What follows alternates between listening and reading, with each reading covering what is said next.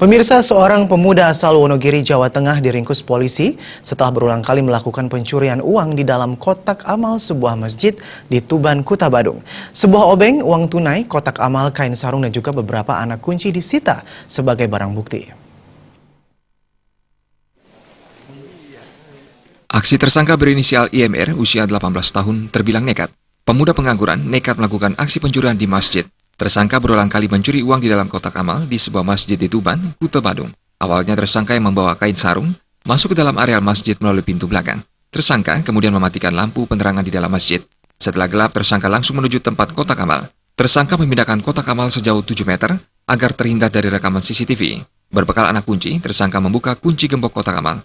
Rupanya kali ini aksi tersangka dipergoki penjaga masjid dan tersangka langsung diringkus. Uang senilai Rp305.000 urung dibawa kabur tersangka.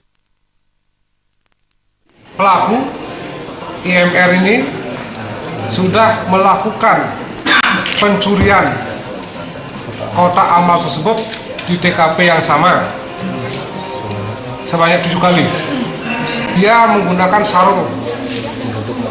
Sarung ini untuk menutup mukanya, masuk lewat belakang masjid. Pengakuan tersangka telah beberapa kali mencuri uang di dalam kotak amal.